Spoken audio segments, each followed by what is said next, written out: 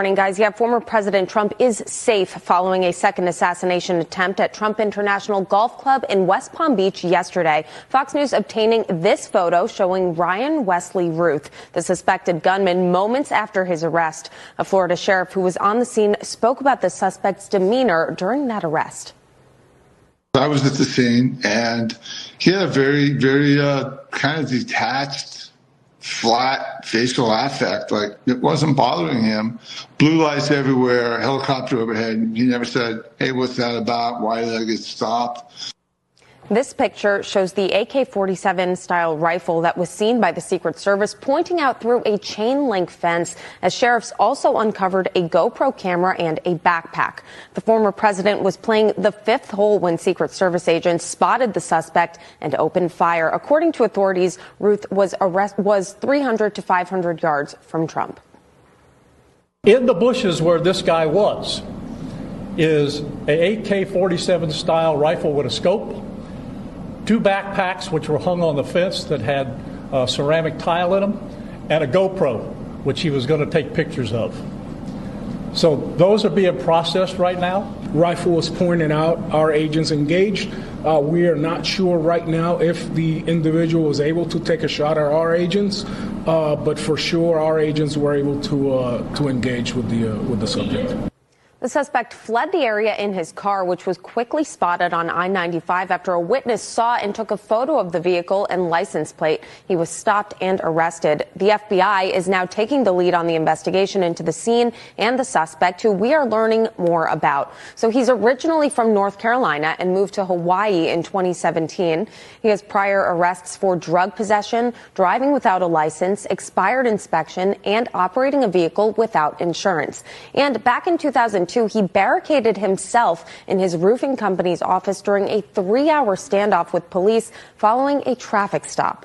Trump is now praising law enforcement for swiftly removing him from danger, saying, quote, "I want to thank the U.S. Secret Service, Sheriff Rick Bradshaw, and his office of brave and dedicated patriots, and all of law enforcement for the incredible job done today at Trump International in keeping me safe." This is the second assassination attempt on former President Trump since July. While Trump's security has been elevated, it is not at the level of the sitting president. Guys. Come at the king, you better get in line. Stand there shaking, waiting for your turn. Behind the old front, just heed this alert. You better finish what you start. The media clowns on for the attack, but I stand 6 feet above the ground, because you can't keep a good man down. Come on, take your best shot. Pump my fist, give me what you got. Come on, take me to my grave. I'll rise again and again and say, you can't keep a good man down. No! You can't keep the good man down. You can't keep a good man down. In America, we don't worship government. And you can't keep a good man down. And you can't keep a good man down. We worship God. Come on, take your best shot. Ooh, man, what a news cycle we are in right now. Today, ladies and gentlemen, is Monday, September 16th, 2024. So many strange things about the Trump assassination once again, but thankfully, the assassin is alive, because now we will be able to hopefully get some answers. And he left quite a trail of mysterious and dark webs of information that we are going to try and piece together today on this program. Did Ryan Routh have inside information about Donald Trump's whereabouts, where Donald Trump was going to be yesterday? We need to start asking some tough questions. On this program, we will have Senator Mike Lee and Congressman Michael Waltz, who will be joining us live. They are on the Assassination Task Force. And we will be having live updates as Ryan Routh appears in federal court this morning. So what do we know so far? We're going to cover it all in today's show. My name is Benny Johnson, and this is The Benny Show. Please, if you are somebody who cares about this country, and if you wish to make sure that you get all of the breaking information and get it true and fast and accurately and dependably, go to our friends at Patriot Mobile. Make sure that you are somebody who is locked in, because we are living in crazy and biblical times right now. PatriotMobile.com/Benny, 972-PATRIOT. Make sure you are connected in breaking news events. We were live within 30 minutes of this news breaking yesterday. We're proud of that and proud of our team here. Part of the reason we can do that is our partnership with Patriot Mobile. Right now, get a free month when you use the offer code Benny. Patriot Mobile is America's only Christian conservative wireless network. Join today. I want to talk about the power of this audience. I want to just begin by saying we have so much to get to in this show. There's so much we don't understand and so much we don't know right now.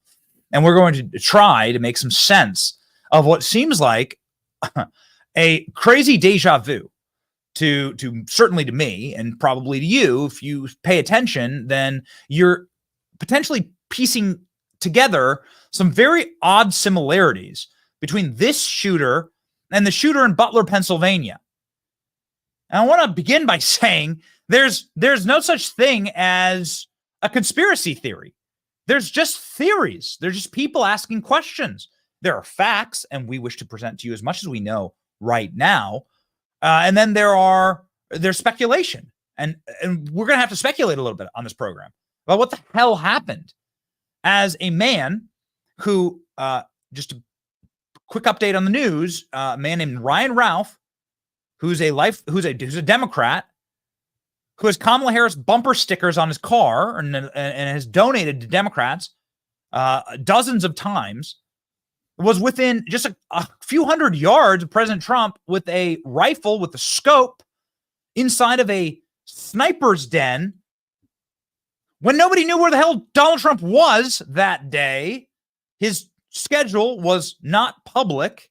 It was OTR, off the record, meaning the president moves very fluidly and sort of in the cover of darkness. It would be virtually impossible to track Donald Trump's whereabouts. How the hell did the shooter know where he was? We're going to cover all that. Thankfully, Donald Trump survived. The shooter could have killed the president and was clearly wanted to kill the president, as was his stated goal in many social media posts. This guy has a very strange past, was hunted down by the authorities, thankfully, in the state of Florida, and then arrested. Now, on our show yesterday, during the breaking news, where we knew so little, we didn't know the man's name, we didn't know anything about his social media or his past, we had no idea what he looked like, who he was, where he was, what age he was. We didn't even know if he was arrested at the time when we went live yesterday. We had on a man named Eric Prince. Eric Prince is the founder, CEO of Blackwater, one of the largest protection organizations and most sophisticated protection groups in U.S. history. They're the people who effectively secured war zones when the U.S. military said it's too dangerous. They outsourced this to Eric Prince, and Eric Prince knows about dangerous men and dangerous places. On our program yesterday, Eric Prince said something that was remarkable, that was picked up very widely and was shared very widely and led to real world action that may well be our saving grace in all of this. This may well be the reason why we will actually find some justice and learn about what happened. And it won't just be swept under the rug, as you are seeing the corporate media trying to do this morning, all across corporate media, calling it an incident instead of an assassination attempt, and saying his motivations are unclear. The guy had a Kamala Harris sticker on his car. Put it up. The guy had a Kamala Harris sticker on his car. The guy voted for Democrats. I want you to see it. Here's the guy's truck sitting in his driveway. The guy had a Joe Biden, Kamala Harris sticker on the damn car. You were seeing Time Magazine this morning, got community noted into the Sun. But still, Time Magazine this morning saying, we don't know his political ideology. We'll never know. We may never know. You can see what they're trying to do here. There's one reason why they might not be able to pull it off, and that's because of our show yesterday. I'm not here to egregiously pat ourselves on the back, but I am here to sort of plant a flag and say how important this audience is, how much we care about you, and why we're so thankful for you. On our show yesterday, Eric Prince made this very harsh declarative statement that Ron DeSantis, Governor DeSantis, must declare this a joint operation with independent Florida state investigations and the Florida Bureau of Investigations, and must grab from the feds and rip from the feds the authority to charge, interview, observe, scan, scrape Ryan Ralph, social media, texts, signal chats, Telegram chats, whatever. His entire phone is going to be a treasure trove of who he was operating with, what he was saying to them, how he knew where President Trump was that day, what his digital ID, who was paying him if somebody was paying. The state of Florida must have access to this. This happened in the state of Florida. Thank God it didn't happen in a blue state or state run like a decrepit state of Pennsylvania. Pennsylvania could have, with proper leadership, done the exact same thing in the Butler shooting. Of course, Pennsylvania leadership was clawing and clamoring to be vice president for Kamala Harris, so they did nothing. So they turned it over to the feds to go into scrub operation and to make sure that we know nothing. We'll never know. We'll never know. We'll cremate his body. We'll hose everything off. We'll make sure that the place is scrubbed clean, that you never find out anything about the kid, never find out anything about his background, who he was talking with. We'll even lie to Congress about it.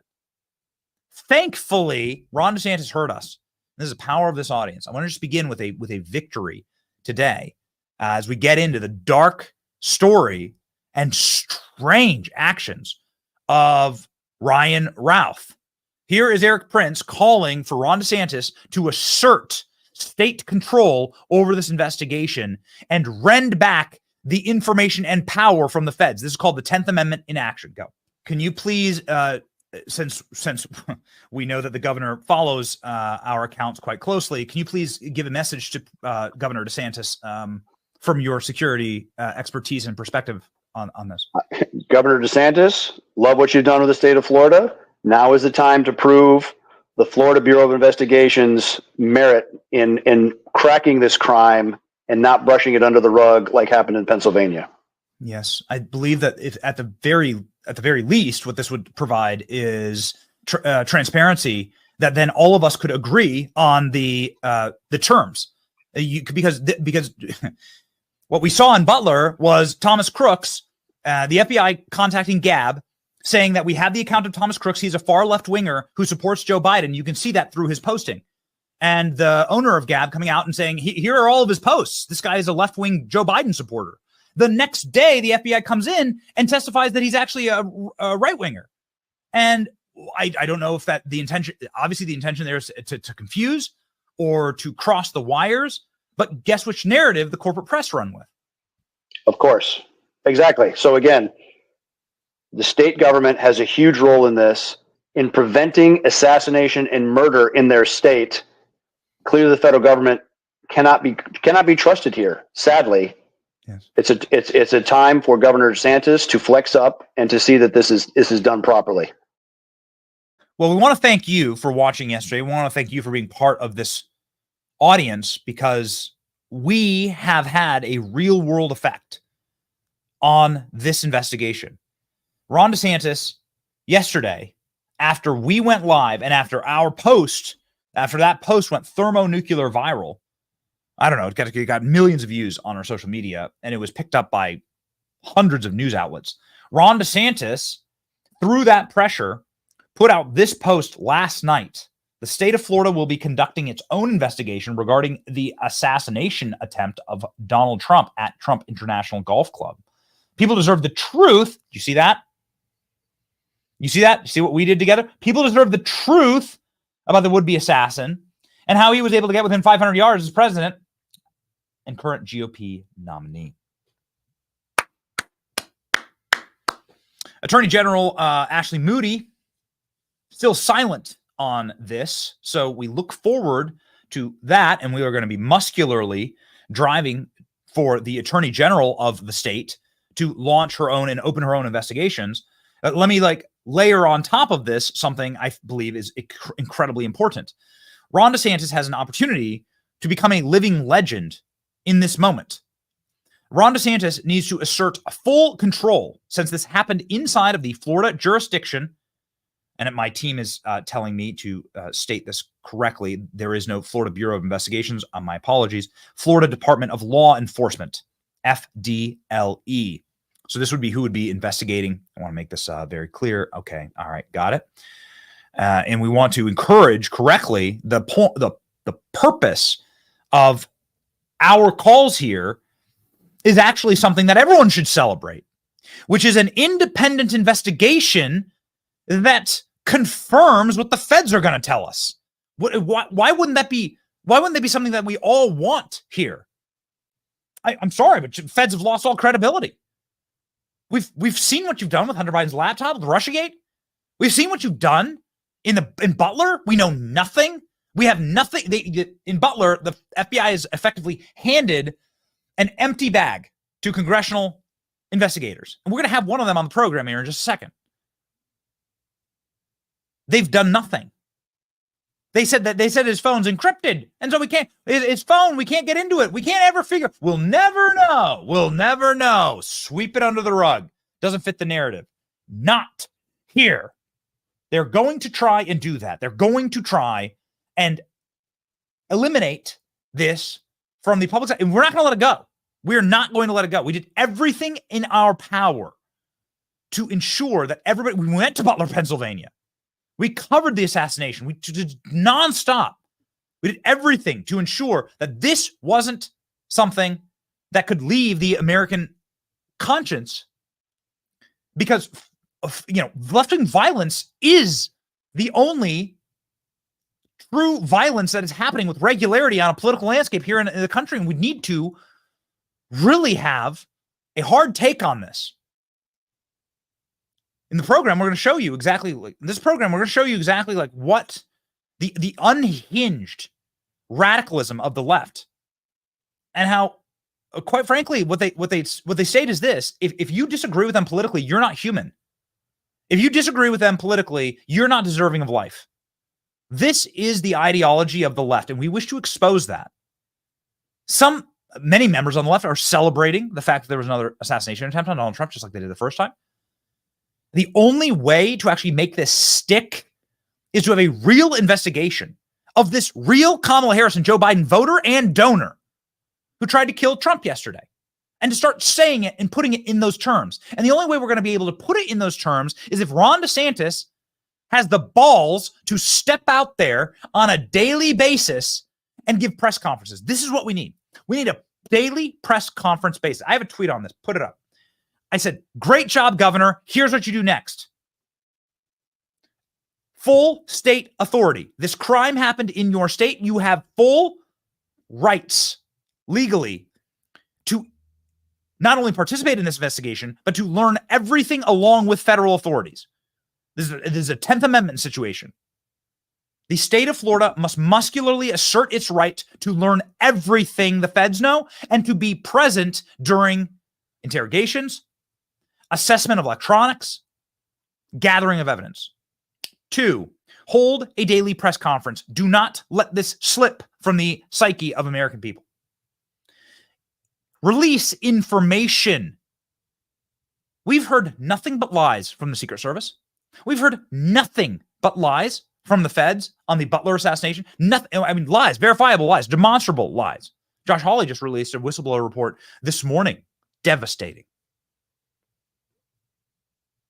And then, when we find out who was working with him, the would-be assassin, when we find out who was giving him information, we go after all of them.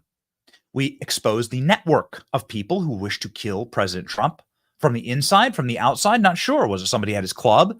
Was it as simple as that? Or was it much, much darker? As we get into this guy's past, nothing makes sense. What's going on here? Is this MK Ultra gone wrong? What's happening with this guy? There is no logic to this man's life. We're going to give you all the evidence that we know right now, but the only way for us to understand what truly happened here And a reminder that the Secret Service had to open fire. There are many reports that this guy did, in fact, fire shots. Well, I guess we're going to have to look. But I say this, and I hate that I have to say it. I hate it. This will be the thing I dislike saying the very most in this program, because there should be things that connect us actually as human beings and Americans together. But sadly, those threads are so bare right now. I'm glad this happened in a red state. I'm glad it happened in a red state. I'm sure you are too. It's happened in a red state with a strong governor, and a governor who is good at prosecuting crime, very good, and getting to the bottom of these things, and good at asserting his rights as a governor through power, through the power of his office, asserting his rights as a governor against the feds and against the federal government. And so I'm happy it happened in this red state. If this happened in a blue state, if this happened in Connecticut, it'd be the same thing all over again. Just turn it over to the black box of federal investigations, and we'll learn something. Maybe 2026 we'll learn something. They'll release a report when nobody cares. No. Now is the time. Now is the time to muscularly approach this. I'm so thankful for this audience. I thank you. I thank you. I thank you. You will not find a creator in the space that is more appreciative, because this is what we wish to do. We wish to effect proper change. This is actual change. We were able to do it together. We were the first ones out of the gate. And so, ladies and gentlemen, my appreciation to you. President Trump up with a 0-2 post. Actually, sadly, this is a Photoshop. It's a Photoshop, but an epic one. I hope that Trump sees this, and I hope that he actually does post this. There are so many strange similarities between these two governments. Let me go through them off the top of my head, and then we will be having a member of the Assassination Task Force joining us momentarily. But I want this to be driven home. Both assassins are in videos for promotional events for BlackRock. That doesn't make any sense. We can show you the videos. We got them. Thomas Crooks and Ryan Ralph. Are there actually that many coincidences in life? Both assassins, here, you pop it up. Both assassins have very strange and very murky ties to overseas interest groups, let's just call them, for lack of being able to really properly pin this down. This man, here's Ryan Ralph here, appeared in an Azov battalion propaganda video in May 2022. That's strange. How is it? Why is this American citizen appearing in Azov battalion propaganda?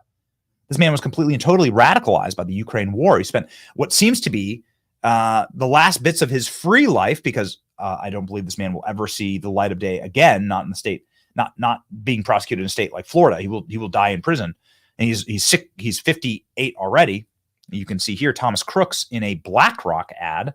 What the hell is this? What the hell's going on here? Are there really that many coincidences?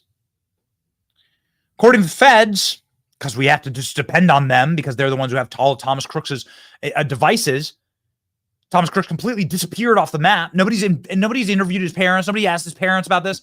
His parents are still like wandering around the town. Nobody's like sat them down for an interview. Nobody's asked anyone like, what the hell's wrong? How'd your kid try and kill Trump? How's he have bombs on him? Where do you get the money to do this? And I asked the same question on Ryan Ralph. Well, it defies any moderate level of common sense that some zit-faced jackass kid who's 20 years old would have the capacity to build sophisticated canister bombs and then run an op where, with no military training, he gets within 100 yards of the president and gets a scope shot on Trump. In a BlackRock ad, the feds tell us that after reviewing all of his electronics, that he had all Signal accounts and accounts set up overseas. What's that about? Who has an account set up overseas? ALX. I'm going to call for that. I'm going to call for that Iranian video that shows Trump golfing and shows a target on his back. This is very, very strange. I don't think it's in the production, but we got to show this. Do we have it? Oh, great. Okay, let's show that. Here's a video from Iran showing Donald Trump golfing. This was posted by the Ayatollah Khamenei, demanding that Trump be shot and killed on the golf course. In a self-published book, Ryan Ralph begs Iran to kill Trump. And here's Iran's video. Both these guys have very murky, very strange ties to international military operations and or dark web operations. Are you starting to see a pattern here? Ryan Ralph has been captured alive, so maybe somebody could ask him in an interrogation, hey, you're pretty much a penniless, unemployed, part-time roofer from Hawaii. So then can you explain to me how you voted in the Democrat primaries in North Carolina? How'd you do that? You got that? Okay. How'd you do that? Exactly. Here's what Iran released. Look at this. Oh, good. A guy shooting from the bushes. Interesting. Oh, got it. It's a little drone. Okay. A couple questions just off the top of the head here for the would-be assassin of President Trump. How did you get to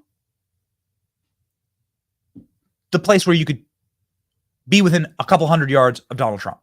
Who told you where Trump was going to be? His trip was off the record yesterday. Nobody knew where Trump was. How'd this guy know what Trump was? We didn't know where Trump was. We do this professionally for a living. We know everything. We're on the advance and everything. We get special emails from the Trump team, like telling us where Trump's going to be months from now, if they have stuff booked, inviting us to go. We get the most sophisticated external internals that we possibly can. What Trump's doing and where he is. We're also extremely online, which means that when Donald Trump makes movements and they're public, you tend to know because there's typically going to be somebody tweeting it. How'd this guy know what hole Trump was going to be on his golf course? This man has an arrest record. Here it is. You can find this. You can find the same as me. Go ahead, check out his arrest record. He has 100 different criminal offenses, including one for, and I kid you not, possession of a weapon of mass destruction. Possession of a weapon of mass. What weapon of mass destruction did he possess? How was he able to purchase a firearm? Who paid for that firearm? This guy lives in Hawaii. How was he able to fund travel from Hawaii to Florida to DC to Ukraine? You can see him all over the place. Here's a photo of him in Ukraine. Here's a photo of him in DC. He's dressed pretty nicely. He's going to meetings. These are expensive trips. We as a company have to think through how we utilize our resources to get our teams to these places when we want to do documentaries and things. Yet this guy, this unemployed man with no money, you know he's unemployed because we can see it on his donations page. Can we pull that up, boys? Act Blue donations page for this guy. He says unemployed. So who's paying for these trips? Who's paying for the weapons? Who's paying for the ceramic tiles? Who bought the gun? How did you buy a gun when you have 100 criminal charges? You're a felon. How are you voting? How are you voting in a state you don't live in? Go. Would you look at this? Dozens of donations to Democrats. They're going to try and tell you this guy's a Republican. Oh, he's a Trump supporter. No, he's not. There's no proof that he ever voted for Trump. The guy has a vicious screed online. We have all of his tweets and many of his Facebook posts before they deep sixed his accounts. This guy hated Donald Trump. This guy was regularly calling for the Iranians to kill Trump. This guy wanted to fight and die for Ukraine. And he donated exclusively to Democrats as of late. So don't let them lie to you. This is the information. And now, if you're starting to sit back and wonder, like, and think, wait a second, this seems really, really strange. All of this information. I mean, it gets even worse. Apparently, according to the people who arrested the guy, he was just like behaving. He was behaving in such like a strange manner, so totally paradoxical to the moment, like as though this was part of a greater plan. This is according to the sheriff. According to the FBI, and a former FBI agent, nobody knew where Donald Trump was that day. How did this guy know where Donald Trump was that day? Also, more importantly, you remember this message from the Secret Service, a Secret Service whistleblower saying there's gonna be more attempts on Trump's life? This was after the Butler event. How did he know? This is true. This guy was right. We covered this at great detail. This guy was right. He said they will try to shoot Trump again. How do you know? I'm not saying this guy's in the wrong. This was a whistleblower sent to the Secret Service demanding that the top levels of the Secret Service get axed because they're the real problems here. He says what's going to happen next is they're going to try again. And sure enough, he was right. Whew, baby. Okay. Somebody who has oversight of the Secret Service, somebody who is currently investigating the first Donald Trump assassination. You have to say first, and we're going to start losing count.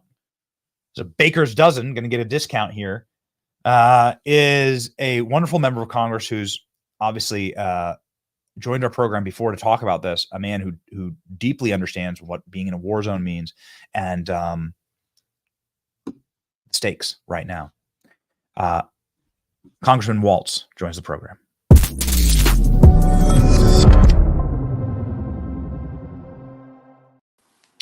Congressman, there's too much here, and we're so confused, and we are so bothered by these strange situations that presented themselves yesterday. Like, maybe you can just start off the top. How did this individual get a gun in the first place? Yeah, don't know. Well, right. Let's just start with, Kamala Harris lied to the country during the debate, said nobody's in combat on her watch. And I'm going to tell President Trump he's starting to see more combat than I did as a Green Beret. I mean, this is just absurd. Here's one distinction from framework that I think as you follow this, Benny, and that's really starting to piss me off. The Secret Service is being pretty forthcoming in their failures and what went wrong. And I'm happy to get into what we've been briefed thus far. The FBI, on the other hand, responsible for Crooks's motives, responsible for getting into those encrypted accounts, all of the backstory. How was he radicalized? How did he make those IEDs? How did they so quickly come to the conclusion that he acted alone, yet we know nothing about him? Kind of all in the same breath. They've gone down the dark information hole of it's all under investigation. We'll let you know when we get around to it.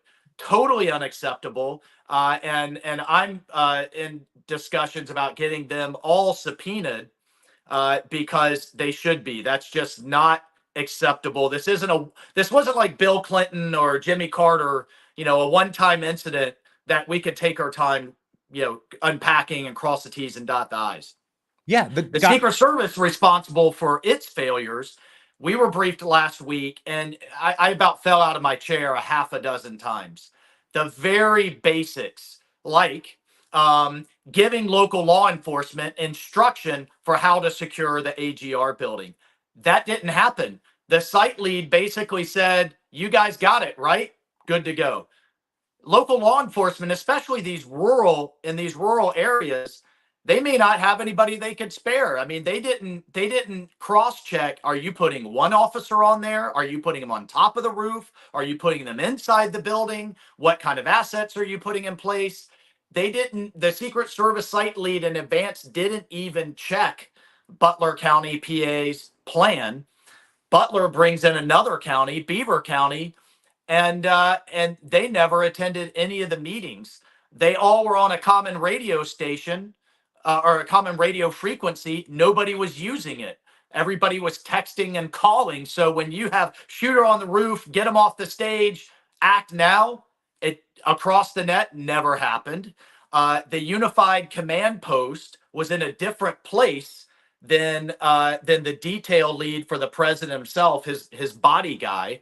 So when the Secret Service did get the call 1 minute before shots were fired, he should have been able to turn right there, look at the president, don't go out, or get him off the stage. But they were in different locations. There were so many failures across the board that it's almost hard to wrap your mind around and what was happening there. And then the final thing, I still can't get a straight answer on: why was the building out of the security perimeter in the first place? And why did you have a fence line 50 yards from the stage that anybody could have approached with any weapon system before they even touched a magnetometer?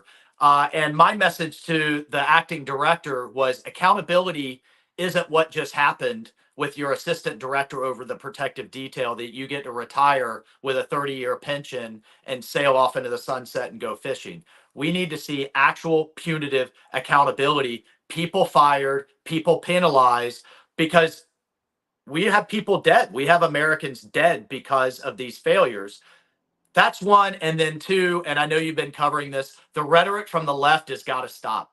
This demonization. I mean, what did they take, a 3-day break after Butler, PA, and they've gone right back to it. President Trump called out Harris for it during the debate, said, you know, the stuff you're saying about me about got my head blown off. And then here we are again. And final thing, Benny, I'm the only one on the task force that's also on the Intel committee. I can't get into it here yet. But the plots from Iran are very real.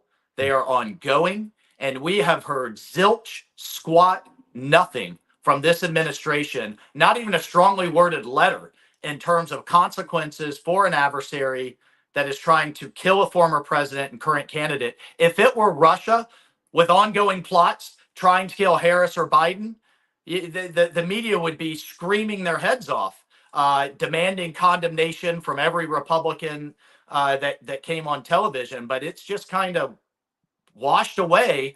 And I'm glad you showed the book from Ruth, his online self-published book that was apologizing to Iran and calling on them to assassinate him. And with ongoing plots with Iranian operatives trying to recruit people, is there a connection there? And that's what I'm going to drill down from my perspective hard on.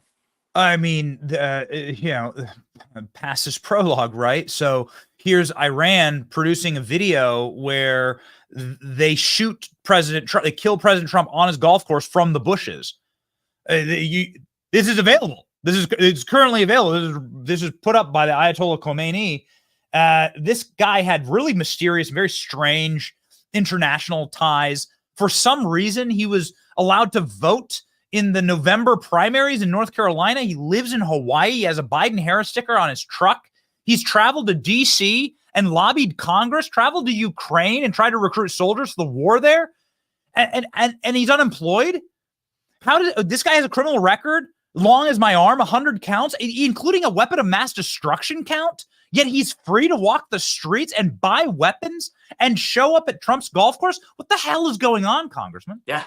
And by the way, the plot that was thwarted was a Pakistani national who were recruiting spotters with ties to Iran, recruiting spotters, put down payments, put cash down for hitmen, and were recruiting protesters to stage a distraction. So these plots are very real. They're ongoing. And the first plot was an Iranian operative that passed through Venezuela. Ladies and gentlemen, we've lost the congressman here, as tends to happen when we are having conversations that are uncomfortable or inconvenient. Is he back? Okay, sorry. We apologize, Congressman. Yep, please. We got you back. Oh, yep. He's muted on his end. Okay, you're muted on your end. All right, we'll Congressman, do you have us? Can you hear us? Let's have our producers work with the congressman to get him back. We'll go back into the green room here and get producers. Will get the. I really want to finish his thoughts on this topic, please. And we'll have him refresh and jump back online, because he is the only member of the Intel Committee and the task force that is investigating this, that would also have subpoena power and could maybe perhaps answer these questions. What a time that we live in. Who will be asking the questions of Ralph? When will we get? Who was funding him? How the hell did he know where Trump was going to be? What's going on? Ladies and gentlemen, we are efforting back the congressman, and we'll make sure that we. Okay, it sounds like we're going to be able to get in one more question for him. Perhaps we should ask him about, and that's exactly what we're going to do. We're going to ask him about the investigation, who should be in charge of it. Congressman is from Florida, and so obviously he's going to, I think, have some very strong feelings about this. Potentially, boys, we got him back? Not yet. Okay. I'm checking through here. Checking through here to see where we're going to pivot to, but I do know we're at a tight time with the congressman, so I did want to get in one final question. Boys, I need you to talk to me. Go. What's up? We getting back with the congressman or no? We're waiting. Okay. All right.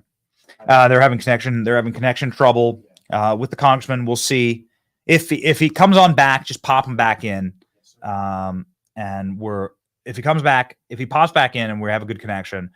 I do have another important question, since he is from the state of Florida, to ask. So many strange questions to ask right now. Why's the guy? Look at the eyes. Look at this guy. Okay, here we go. Look at this guy. Something's wrong here. You can see it. You can see it in the eyes. Window of the soul. Something's wrong here. What's happening? Who's funding him? How did he know where Trump was going to be? Who's in charge of this investigation? Are we going to actually get any answers? The congressman's here telling us that the FBI has withheld all information from the investigation into the Trump Assassination 1.0. So what happens next? The shooter's son, Ralph's son, says his father hates Donald Trump, like all reasonable people. Important for you to understand this, because they're going to try and frame this guy as a Trump supporter. Yeah. Just like in Butler. It's amazing. He also says that his father's a martyr, effectively. Every reasonable person hates Trump. I don't like Trump either. All my dad's had is a couple of traffic tickets. That's not true. But now he's effectively making an argument that his father is, I don't know, Trump had it coming, right? Incredible. He'll be glad when Trump's gone. We have a ton of posts from this douchebag. And we're very, very happy to be contributing, obviously, to what needs to be a full, thorough, and transparent investigation. Former FBI official says the Trump Florida shooter may have had information on the inside. This is a former FBI guy coming through saying there are only 3 possible answers. He guessed and got very, very lucky. I guess you always have to, I guess, there is crazy. I don't really believe in the coincidences that allow for this, because obviously the guy had been planning this for a long time. He had tactical backpacks with him with ceramic tile. What that means is he had bulletproofing.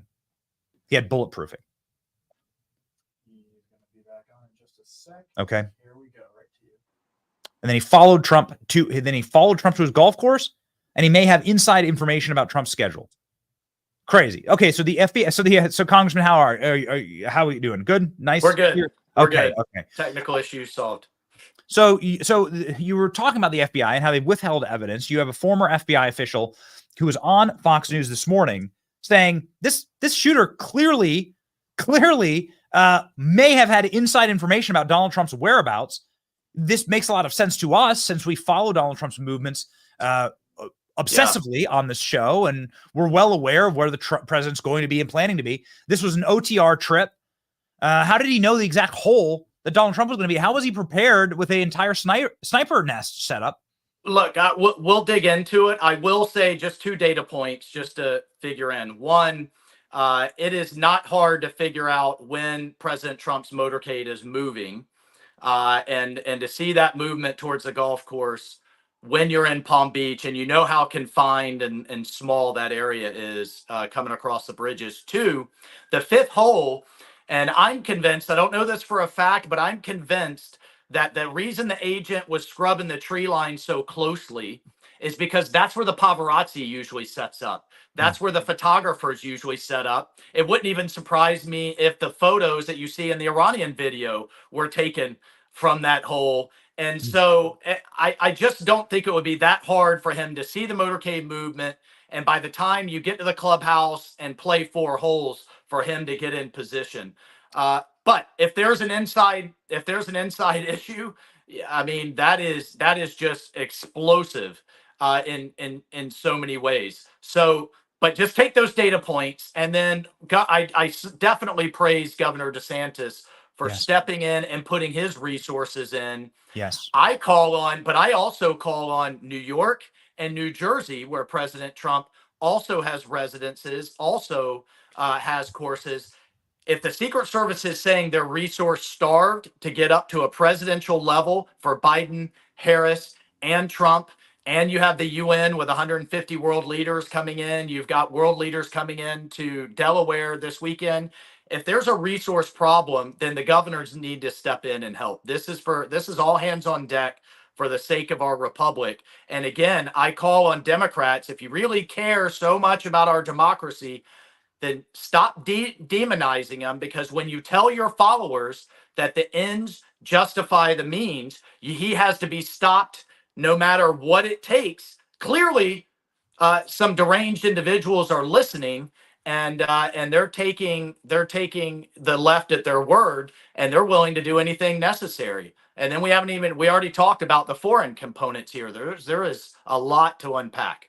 Just very quickly here, I know you're from Florida. I want to give sort of a closing argument for what the state of Florida should be doing here in this investigation. You've obviously just detailed for us how tough it is to work with the FBI, how you know nothing, how we may find out in 2026 something about Thomas Crooks. No one will care.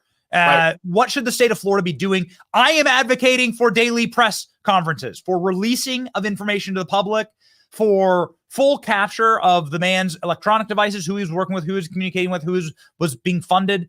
I think the public deserves to know this, and know this now. 200%. Information that we get. And look, I went right to the microphones immediately after the acting director of the Secret Service briefed us on Thursday and said, here's the failures that he's just shared with us. Of course, there are some elements that are classified, and rightly so, but I also will tell you, Benny, I will question if I think things are getting overclassified. So we should be releasing to the Republic information that we get as we get it. The service is doing better. I praise the Florida sheriff of Palm Beach yesterday for having a press conference immediately, having the Secret Service there, having the FBI there. The acting director was on a plane last night to go walk the ground. I encouraged him to have a press conference today. Look, we're in the middle of a contentious presidential campaign for the future of this country, and we have our enemies trying to kill one of the candidates. The public needs to know everything we know as we know it, like you said. And the FBI has kind of taken this, well, we'll get to it when we cross all our T's and dot our I's when we get to it. That's unacceptable.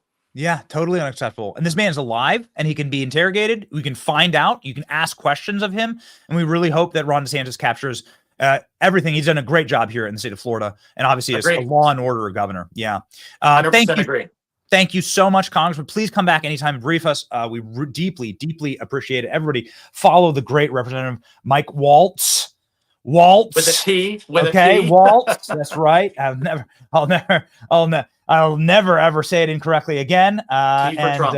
That's right. That's right. Godspeed. Godspeed, sir. All right. Thank you.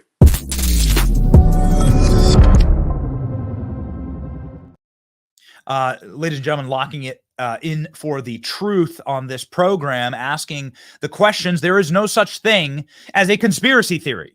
There's just unproven assumptions, sets of facts that we need to investigate. You've got to have the capacity to ask questions, and that's what we're going to do. Ryan Raup, none of it makes sense. All of it smells. All of it stinks. I smell a rat. It's very, very strange. A man who is often right on these issues and is regularly the leader when it comes to asking the right questions in Congress, in the Senate chamber, where it is very rare to do so and break with leadership, is the great Senator Mike Lee, who joins us live now.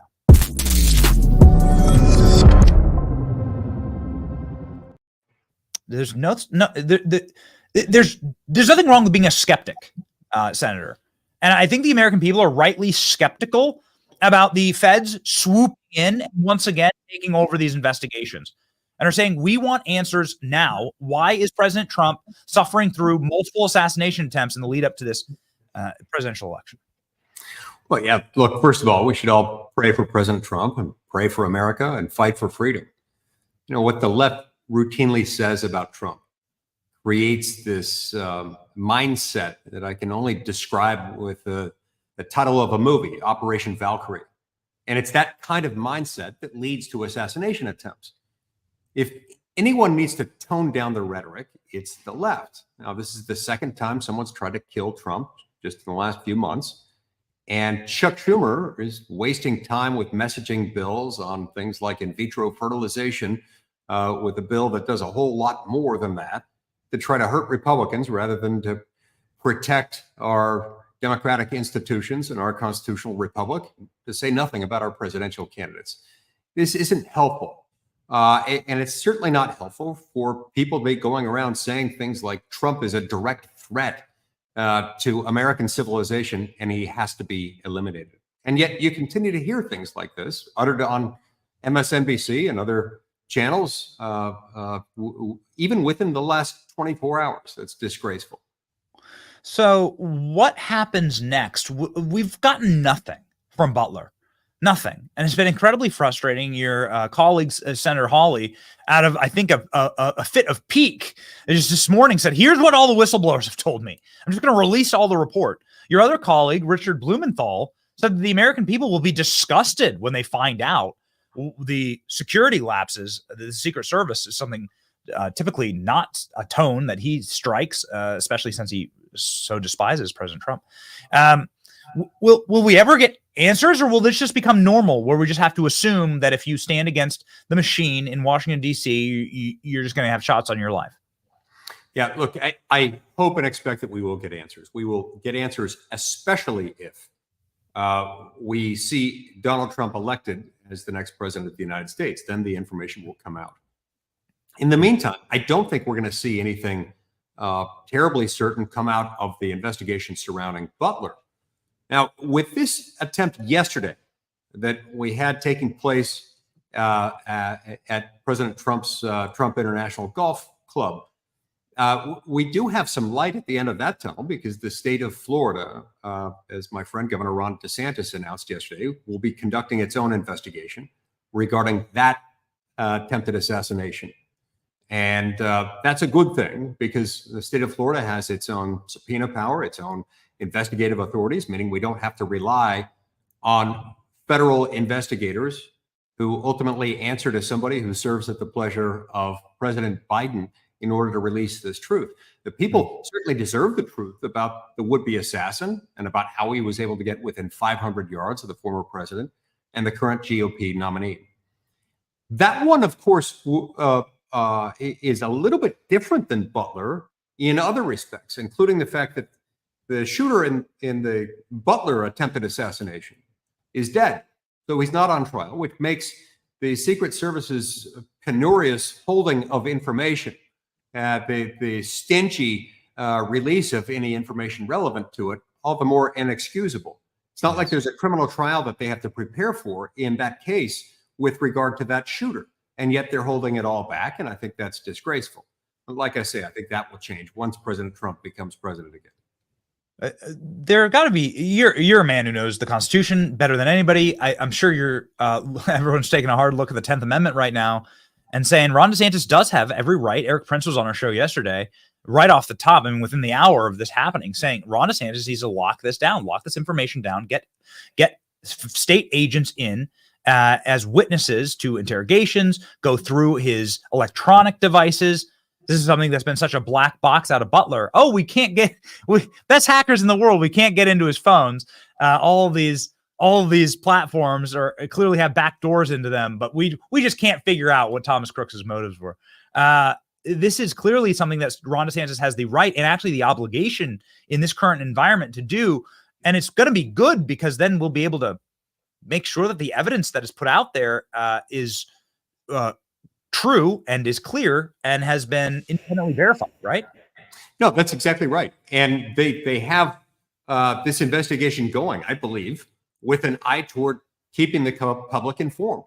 Doesn't mean they'll be able to tell us everything right away, but it does mean that they are doing an investigation with an eye toward making it something that can inform the public once they have the facts straight, once they have a handle on what has happened, as opposed to the investigation that is allegedly going on within the Secret Service, run by many of the same people whose lapses in judgment led to the assassination attempt in Butler in the first place.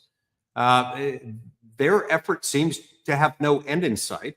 It seems to have no objective that relates to the eventual release to the public of what they discover. What changes in a Trump presidency? I know that you're actively advocating and hitting the campaign trail 50 days away from the election. People are rightly sick of having their federal government lie to them. And in just these small hearings in the Senate and in the House, the Secret Service lied to the American public, Senator. The Secret Service lied to us about their protection of President Trump and Butler. So, I mean, faith is at an all-time low, I believe. Yeah. They lied to us in the first instance, told us some things that simply weren't true. And then they made it worse. You know, about 2 weeks after the shooting, we held a hearing in the Senate Judiciary Committee, and we had Acting Director Rowe on the stand, and I asked him some very basic questions that he should have been able to answer a couple of weeks after the attempted assassination in Butler. And he still didn't know them. He still said he couldn't answer them. For example, I asked him what happened to the 3 sharpshooters, the 3 snipers who were placed at that window with a direct overlook onto the roof where Thomas Crooks was positioned at the time he shot Donald Trump. And he said that investigation is ongoing. Look, this is a very basic fact. There is no criminal trial coming up for which they have to preserve evidence. There's no reason why he shouldn't have known that and shouldn't have been able to tell me about that. Now, that itself was now about going on 2 months later, and he still hasn't told us anything about that. That's inexcusable, and to me suggests a willful desire to keep from the public things that are the public's business to know. Yes. Yeah. I mean, this is a guy who's gotten 100 million votes for the presidency. He's one of the most famous, if not the most famous man on earth, Donald Trump, with the largest footprint of any politician in the world. And yet the Secret Service is saying, and this was confounding yesterday to me in the press conference, they're saying, well, he's not the sitting president. If he was the president, we would have locked it down. He's just a candidate. To my understanding, you match the detail to the threat level, not just the office. Is that correct? Yeah. Look, it is also true that the sitting president does have a lot of protection. And I don't think any of us would dispute that. But that doesn't mean that when you have a candidate, especially the leading challenger, the only significant challenger to the Democratic Party candidate, Donald Trump, who has faced multiple assassination attempts now, doesn't mean that you don't raise his protective detail even if that means raising it to the same level that President Biden has. You've got to keep raising that until it's adequate to address the series of threats that he faces. And his threat level is very significant. And his detail needs to reflect that. Yeah. What happens if we find out that this man who has been advocating for the Ukrainian Foreign Legion, has gone to Ukraine a bunch of times, tried to recruit soldiers, nothing makes sense about this guy's life? How do you get the money? He's unemployed. How do you get the money to go to Ukraine? How do you get the money to like travel Eastern Europe, go to DC, lobbied your colleagues on the Helsinki Commission? How does he get the funds to do this? It makes no sense. How's a guy who has 100 criminal felonies on his record buy a gun? What happens if we find out that there is some type of foreign involvement here that is nefarious? Yeah. Hey, look, if we get to that point, and if what we have is foreign involvement, if he was acting as the agent of a foreign power of some sort, that'll be deeply concerning. And there are an infinite number of questions that we'll have to follow from that. But right now, we don't know. What we do know is that this guy was not a fan of Donald Trump. We know that he does appear to have been a fan of various causes championed by people on the left. And we know that he shot at President Trump and is now in custody. That's we don't know a whole lot more else than that, but I hope and expect that we will learn more very, very soon because this needs to be known, and it needs to be known right away. I just want to end on sort of a personal note. I know that you are a believer, and I got to tell you, I don't believe that it's the Secret Service defending Trump. This is why he's alive today. And I don't believe that any federal authority or any law enforcement authority is the reason why President Trump's alive today. I believe the man has the hand of God on him. And that is the sole purpose, the sole reason that Donald Trump is alive is that there must be some greater purpose here because nobody should be able to endure what the man's been through and survive. I know you're a believer. I just want to, in closing, give you maybe a chance to sound off on that and your thoughts for the next 50 days about protecting the president. Yeah, well, Benny, it's certainly the case that if a sparrow can't fall from a tree without God's notice, surely an empire can't rise into existence without his hand. We don't know exactly what involvement he might have had in protecting Donald Trump, but I'm very grateful and feel blessed that his life was spared, first in Butler and then yesterday in West Palm Beach. When you think of all of the bad things that would flow from that, this would be a devastating loss to the American people, regardless of your political party, regardless of whether you love Donald Trump or not. This would be devastating. So it is a blessing, and I appreciate it as such. And as far as we know, this may well have been divine protection. But either way, it's a blessing. And I'm very, very grateful that he's safe. I suspect you, like me, like so many other Americans, heaved a huge sigh of relief yesterday after learning that shots had been fired and then learning immediately thereafter that President Trump was safe. But regardless of how that came about, I'm grateful. We'll be grateful for you, Senator, as you continue to ask these questions. I just, in closing here, is there anything on the schedule to do another hearing like you did with Director Rowe on this new assassination attempt? There undoubtedly will be. I look forward to that. There's nothing scheduled yet. This occurred less than 24 hours ago, and so it's not entirely surprising it hasn't been scheduled yet. But I'll be pretty upset if by the end of the week we haven't put something on the calendar. I'm going to push to make sure that happens. But look, the American people need to think this through long and hard, to think through how things like this happen, and think through the fact that we've got to come together to make sure that Donald Trump gets elected. The people who are trying very hard to make sure that he doesn't make it to a second term need to be stopped.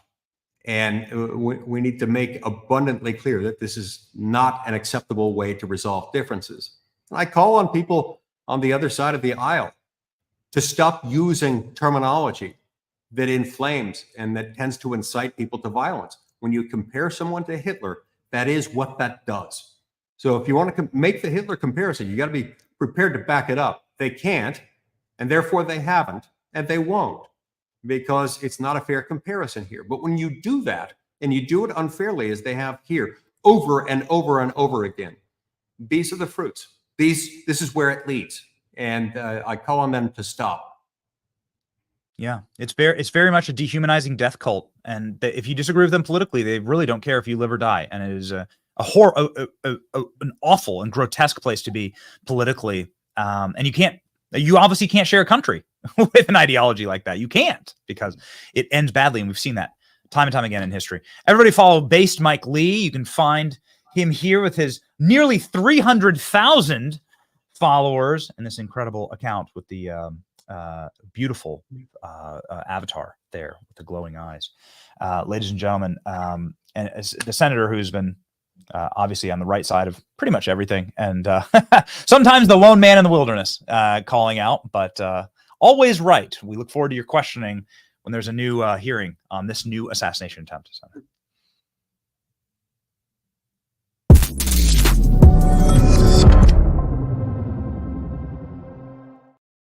Okay.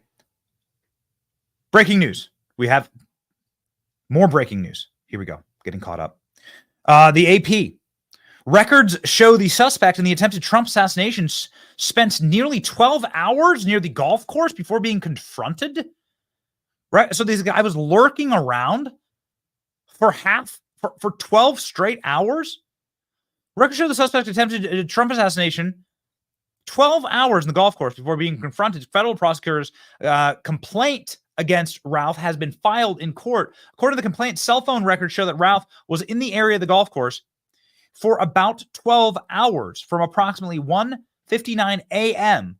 until 1:31 p.m. on Sunday. How did he know? How did he know Trump was going there? How did he know? How was a man able to stalk and to lurk in the bushes for 12 straight hours? This had been framed as a crime of opportunity, where the man, this is so strange, where the man just showed up, got lucky. This is what the FBI was saying earlier. He just got lucky. He chose the right day, the right time, right course. No, man, the dude was planning this. He was stalking Trump. Apparently, he smiled and laughed during a court appearance. This is what the report says. We have no video of this, sadly. But according to the report, Ralph, who was in court this morning, in federal court this morning, facing charges, was smiling and laughing about this. This is really creepy. And this is becoming it's becoming stranger. All of it is becoming very, very odd. It's becoming very strange. This guy was profiled multiple times in the press. He's got like a bunch of like New York Times articles, Newsweek articles. Look at this. The Legion growing. Ryan, Ralph. This is from the New York Times. Former construction worker from Greensboro, North Carolina, seeking recruits from Afghan soldiers who fled the Taliban. Mr. Ralph, who spent several months in Ukraine last year, said he planned to move them, in some cases illegally, from Pakistan and Iran to Ukraine. So he's sitting there recruiting for Ukraine? He's recruiting fighters from Afghanistan and Iran to go fight in Ukraine? Does this scream that there's something else going on with this guy? It's not normal behavior. We can probably purchase passports through Pakistan since it's such a corrupt country, he said in an interview. It's not clear whether he succeeded, but a former Afghan soldier that he'd been in contact with was interested in fighting, if that meant leaving Iran, where he was living illegally. Oh, okay, so he's doing recruitment efforts in Iran. Got it. Fight for Ukraine. Sitting there, like offering cash. Where's the money come from? Dude, this guy. Oh man, this guy just has asset written all over him. What's going on? What's happening here? You can see multiple videos of this individual talking about his work. He was completely obsessive about the Ukraine war. You can see him. He is with Jose Andres. This, I believe, is in Washington, D.C. There's a famous chef. So they're posing with him. A bunch of Ukrainian flags. You have interviews with the guy talking about how he's going to go and recruit fighters for Ukraine. I don't. You can make a bunch of assumptions, but at some point you're going to have to like sit back and really like ask the questions. Who's paying this guy? Who's putting this guy up to it? How's he going to where's the money coming from? This is like classic prosecution 101. Where's the money come from? Who's doing the training? Who paid? How'd Thomas Crooks get a rifle? Rifles are expensive. How'd Thomas Crooks get the capacity to build bombs? Josh Hawley releasing a report today out of anger, actually. Hawley releasing his whistleblower report. What did it find? It's a long report. We'll pop it up on screen here, but here's what it found. DHS personnel unfamiliar with security protocols, only training received by mainly Homeland Security investigation agents. These are the Lady Ghostbusters. Were a 2-hour webinar. Law enforcement was supposed to be on the roof where Crooks was shot. The post was completely abandoned. Night before the rally, Secret Service denied officers utilized Butler County drones. U.S. Secret Service Counterintelligence Division did not perform pre-routine surveillance. Gunmen would have been handcuffed after being spotted with the rangefinder if the U.S. Secret Service had actually done their job. Secret Service agent lead lacked competence and experience, was a loathsome Trump hater. We actually know who she is. Secret Service preemptively informed Pittsburgh field office that the Butler rally was not going to be receiving additional security resources. Josh Hawley's report concludes, 2 months have now elapsed since President Donald Trump was nearly assassinated. The American people still know nothing about what happened. The Secret Service, FBI, Department of Homeland Security have not been forthcoming with the American people. Far from it. They have closed ranks, refused to confirm or deny whistleblower allegations, and resisted meaningful oversight. Sources with direct knowledge of the Secret Service's own internal investigations have alleged to Senator Hawley that the Department of Homeland Security is leaning on Secret Service to not comply. What does that mean? They're covering something up. Only people who have something to hide are not forthcoming with what is happening. Here's all the evidence. Here's all the emails. Here's all the text messages. After January 6th, they deleted all the text messages inside of the Secret Service. What does that say? They cremated Thomas Crooks' body. What does that say? We're watching very, very closely what happens with Ryan Routh. We're watching very, very closely. I want to make sure that we get to President Trump's statements here. President Trump making his first statement. This was the first thing that Donald Trump has said. Again, we wanted this 0-2. We wanted this to be real, but this is actually, it's a Photoshop. This is what President Trump did say. I'd like to thank everybody in my concern, well wishes, certainty. Certainly an interesting day. President Trump, they don't build them like that anymore. Most importantly, I want to thank the Secret Service, Rick Bradshaw, his Office of Brave, Dedicated Patriots, law enforcement, an incredible job done today. Trump International, keeping me safe. The job was outstanding. I'm very proud to be an American. Well, at least they got the guy this time. Right? Like, at least they got the guy. Jeez. At least the guy is here and he's alive. A quote from President Trump on Fox News. Klein, I'm back here in the script. We've been sort of free-forming this morning. He believed the rhetoric of Biden and Harris. Good for you. Good way to put it on. Way to put it on. ALX, let me know if we have any of that rhetoric. I want to play some of those. I want to play some of these clips. He believed the rhetoric of Biden and Harris. He acted on it, says President Trump. Here in a Fox News, what was not a on-camera interview, but what was a written interview. Their rhetoric caused me to be shot at when I'm the one who's going to save the country. And they're the ones who are destroying the country, both from the inside and out. Wow. Here are the photographs of the man's backpack and gun, the assassin. I can't really call this person a man. You can see the gun here. Many are saying it's a very strange build and model. And you can see the GoPro right there. This is finally a close-up image of what is the sniper's nest here. The 2 bags there filled with ceramic tile are intended to prevent or to absorb bullets. This is the same kind of tile that's used inside of bulletproof vests. Ceramic tile. So this was the sniper's nest there. He had the GoPro. He wanted to film Trump getting killed. There's the GoPro. You can see it hanging right there. I have actually GoPros set right beside me here in the studio. Here they are. This is what they look like. This is what a GoPro looks like right there. Small camera. You can see a small camera lens. I'm sure you're familiar with these. They're very famous. Very popular camera. Used in extreme sports situations and so on. If you're skateboarding or mountain climbing or base jumping, you put a GoPro on.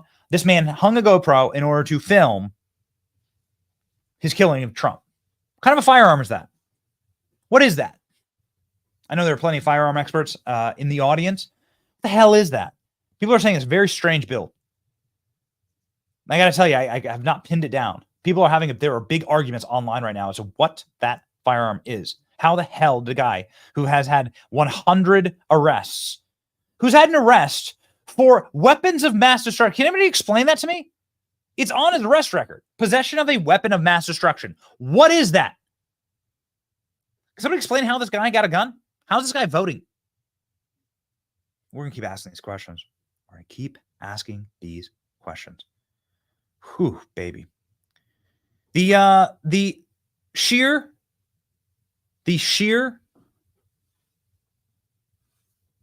bloody cheek of these people. Kamala Harris in 2018 saying she wants to kill Trump. You know, this video exists. Went thermonuclear on our pages yesterday. There's millions of views. Kamala Harris saying, I want to kill Trump. Here you go. If you had to be stuck in an elevator with either President Trump, Mike Pence, or Jeff Sessions, who would it be? Does one of us have to come out alive?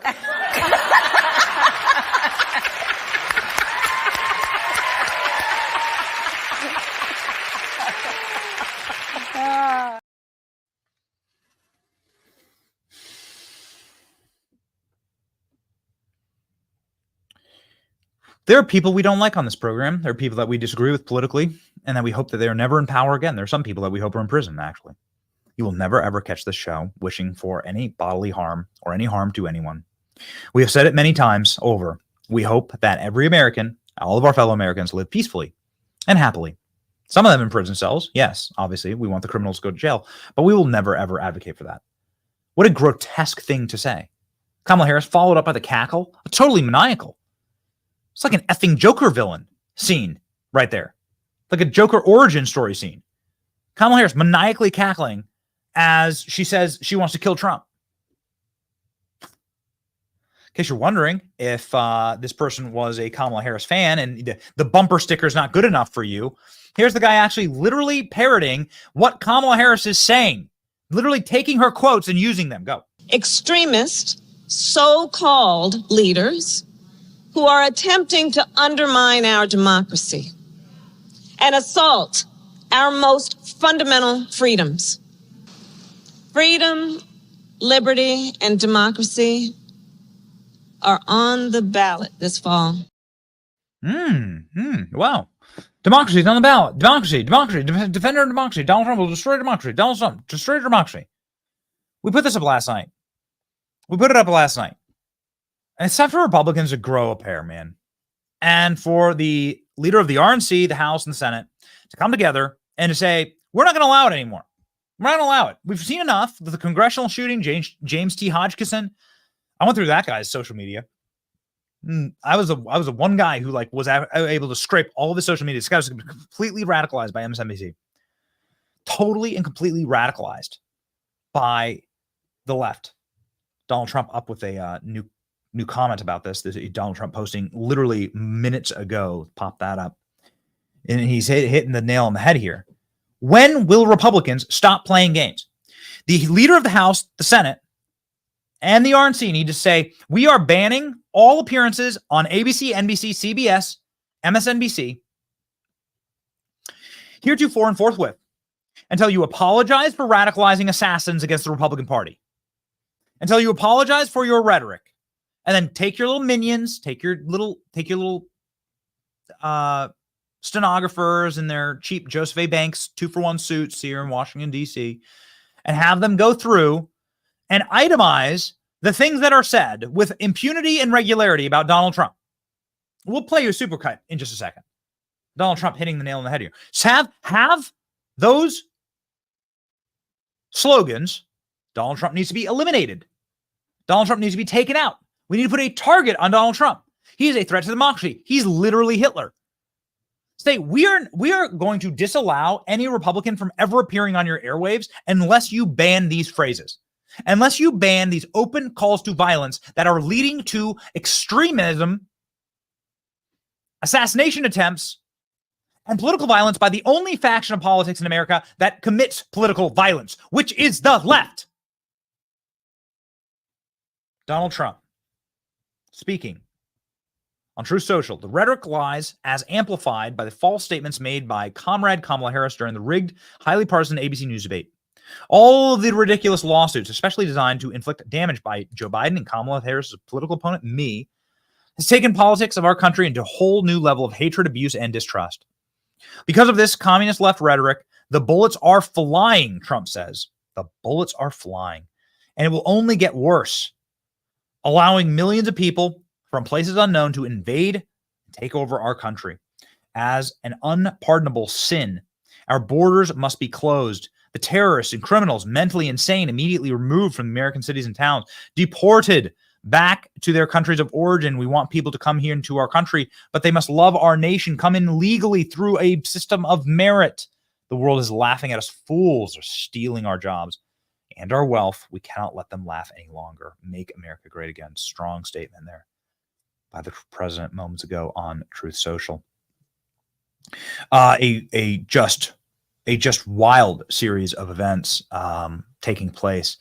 We've got to pop into 2 or 3 different things, and you've already seen this supercut of what they say about President Trump. I don't think we really need to go there.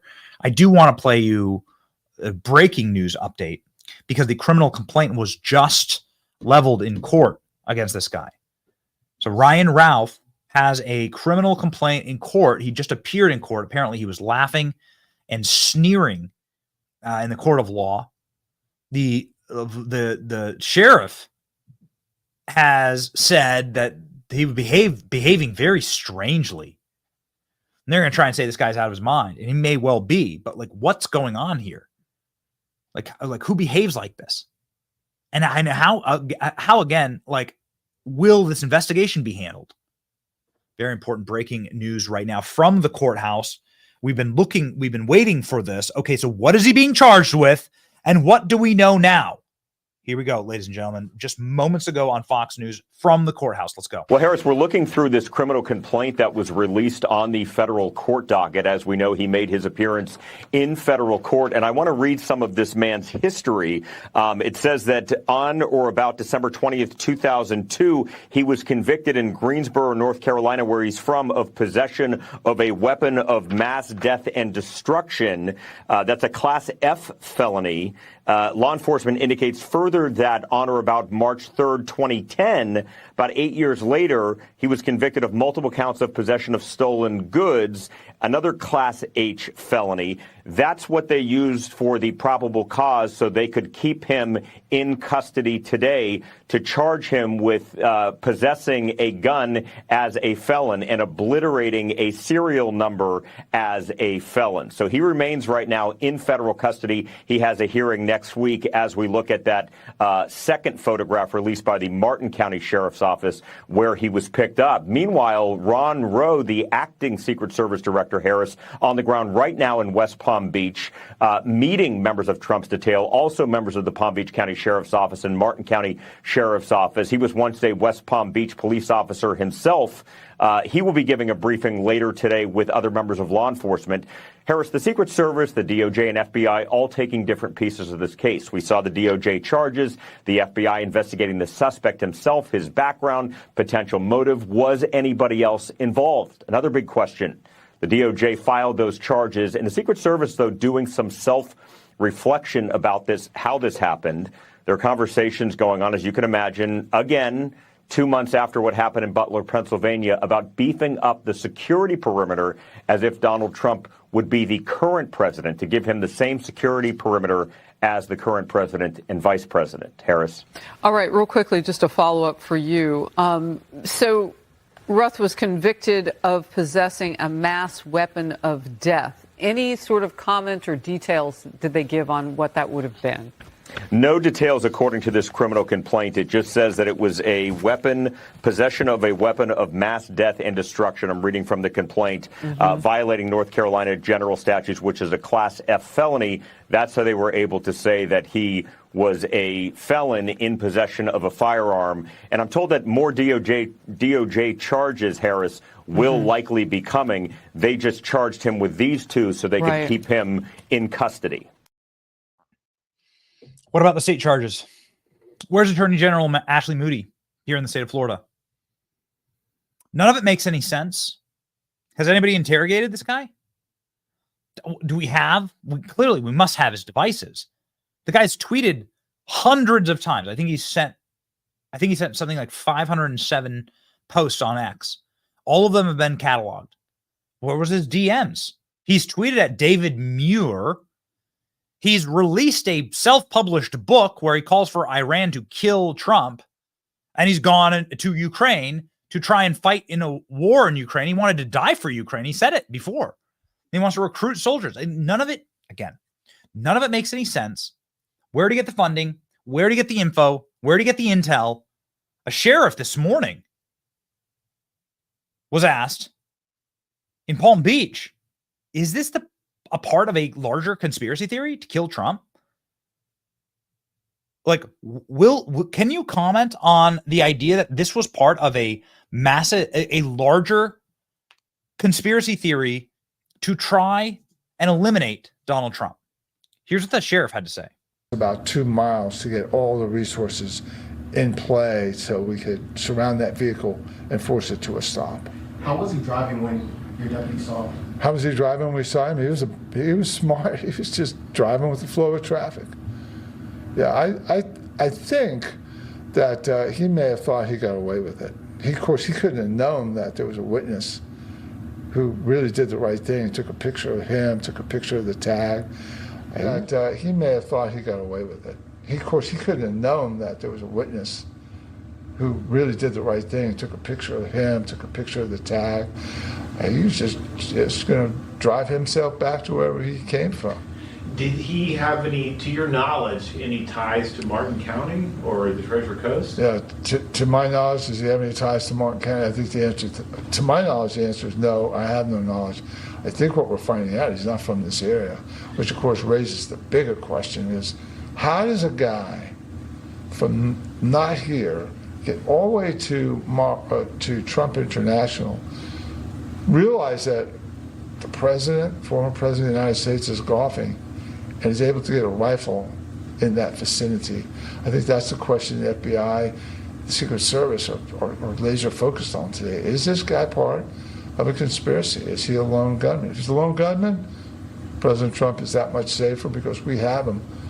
But if he's part of a conspiracy, then this whole thing really takes on a very ominous tone. And Sheriff, you mentioned the witness. Correction. Of course, this is breaking, and that press conference was ongoing. The sheriff himself brought up, is he part of a conspiracy? The sheriff himself is saying, is this guy part of a larger conspiracy right now? Not what you want to hear from law enforcement. What are we hearing from the FBI? The FBI is telling us that the $1 million question is, how the hell did Ryan Ralph knew where President Trump was going to be? Why was he stalking out this position from 1 a.m.? How is he sitting in this exact position waiting for Donald Trump? Who had the kind of intimate knowledge of Donald Trump's OTR schedule that would have allowed for that information to pass through? And then most importantly, where the hell is the guy's electronic devices? Where's his phone? Who's telling him what? On what platforms? We need to know. We need to know those questions. Did somebody tell Ryan Ralph where Donald Trump was going to be. Again, Ryan Ralph was standing guard. Ryan Ralph was sitting in a sniper's nest that he built and came prepared for with a GoPro ready to film his assassination of Donald Trump.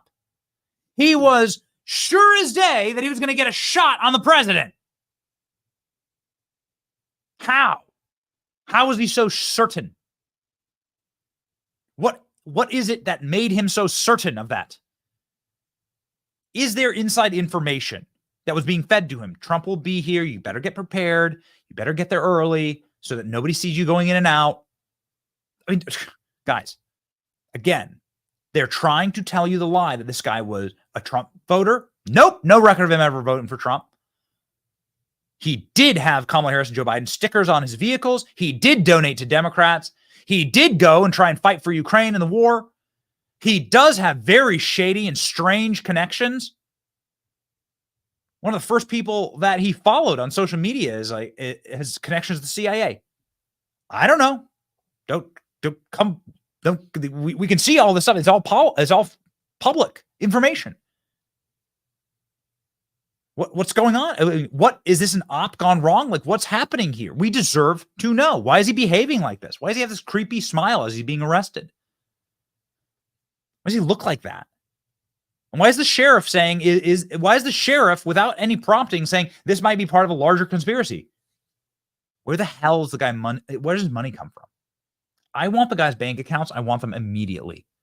Where's the money come from exactly? Somebody explain that to me. This is very expensive. Have you ever flown to Hawaii? Do you know how expensive it is to fly to Hawaii? I don't know anybody who could just willy-nilly fly from Hawaii to DC for fun with no job and then to Ukraine. Where the hell, where's the money come from? Guy doesn't work. Keep asking the questions. And these are the questions that not just me, but apparently a FBI agent has been asking. This is the $1 million question.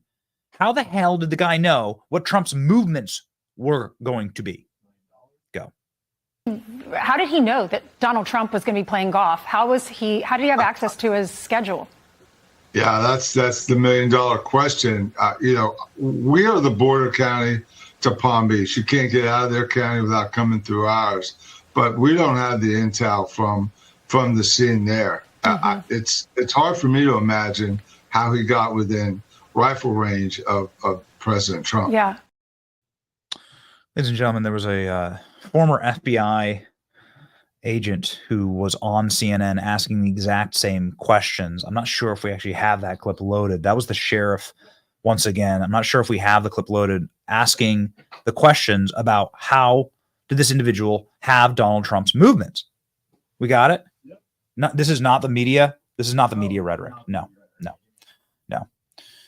So everyone's asking the same. Everyone's asking these same questions. Where did he get the money? How's he voting in elections? How's he buying firearms? How's this guy not in prison? Why is he so obsessed with Ukraine and getting people to fight in Ukraine, what seems like clandestine operations in Ukraine? Why is he so obsessed with that? There's no such thing as the wrong question. There's no such thing as the wrong question. There's unanswered questions. There are fact patterns that you might have to put together. You might have to make some assumptions, but there's no such thing as asking the wrong question. What was Ryan Ralph like when he was arrested? What was his behavior like? How did he act? The sheriffs are saying none of it. It's very strange. He was like very peaceful when he got arrested. He was like very happy with himself. Very proud of himself. What's going on here? Let's listen. We'll get the body cam footage eventually. Right now, we have one photo of Ryan Ralph's arrest, and we'll get it for you. But here's what the sheriff had to say. I know that you were there when Secret Service interviewed him. What was his demeanor there? Did he apologize? Did he say he was remorseful? Did he even speak?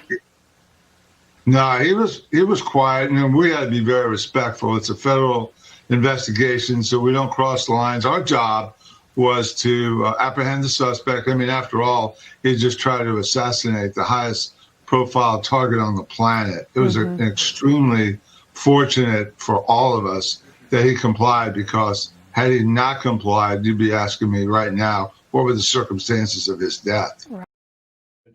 So here is the article, ladies and gentlemen, of the FBI agent asking these $1 million questions. Here we go. Just a second. Yeah.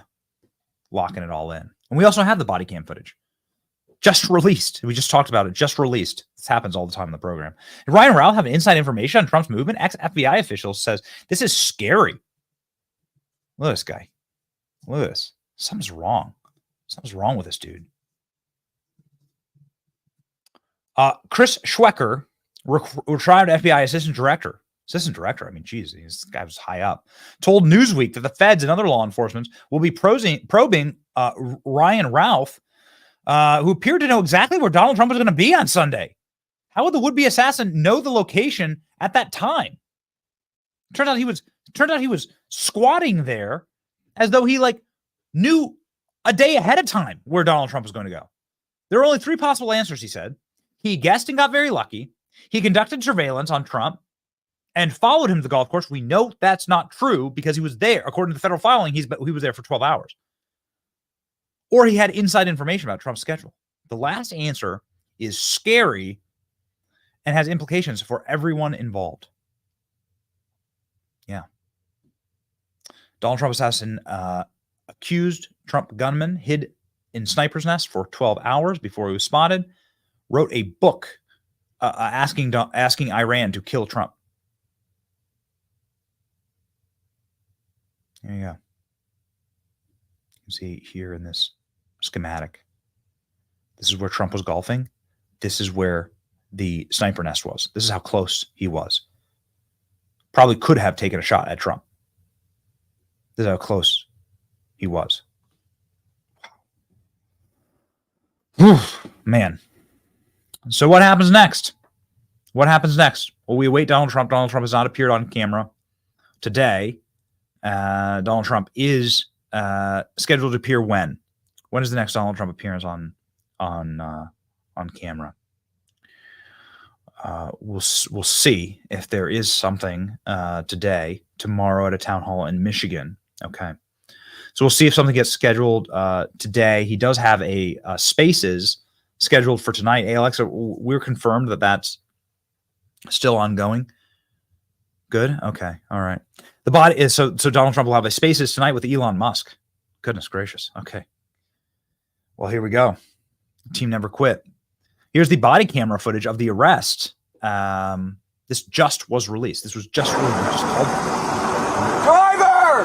Take 2 steps to your right! Take 2 steps to your right! Come back. Driver! Walk straight back!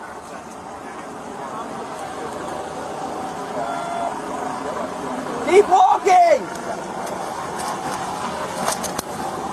Keep that long.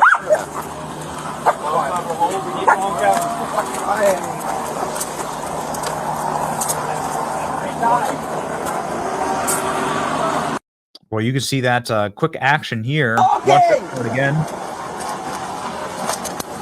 Coming back.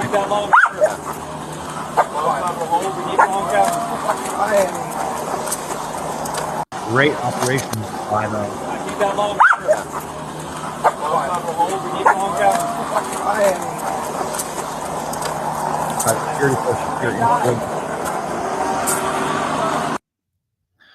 Goodness gracious. So just want to make this as clear as humanly possible. He did vote in the past. I wanted to put this up. We haven't put this up yet. He did vote. We have said this. He voted in the election from Greensboro, North Carolina, from a location, Greensboro, North Carolina. He did in-person election day voting, all for the Democratic primary ballot.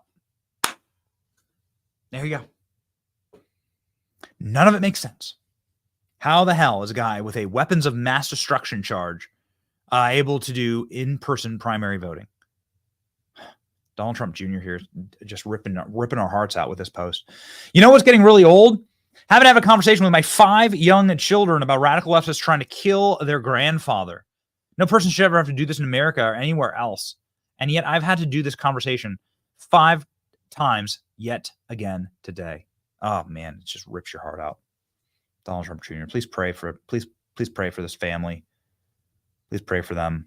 It is completely and totally sickening. The initial response, this was after the assassination attempt. This is what Trump was looking like. This is the only photo we have of President Trump after the assassination attempt. Man is just unstoppable. Look at this.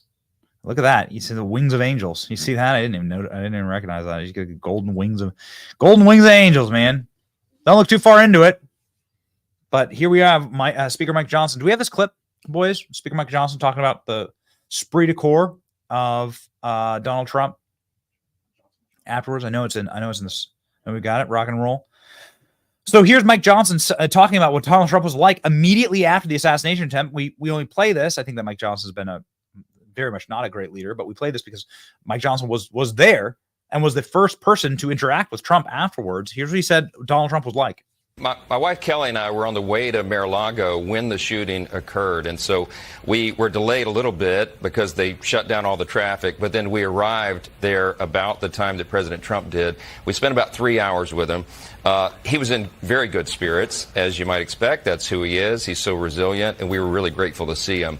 You know, I said this, and we'll all be talking about this for quite some time. There's no leader in the history of America that has been so attacked and has remained so strong and so resilient. He's one of a kind. He is not going to stop fighting for the American people, and it was really encouraging for us to sit and visit with him right after that happened.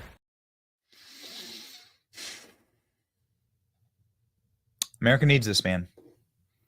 I believe that we are fighting a spiritual battle. We are not fighting a physical battle. This is not a battle of bullets, although it certainly descends into bullets, and we've seen it. Here's another arrest image of Ryan Ralph. We're fighting a spiritual battle, clearly.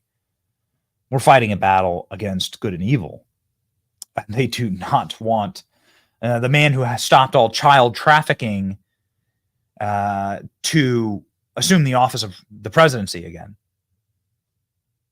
Images from the court breaking right now of the accused in court.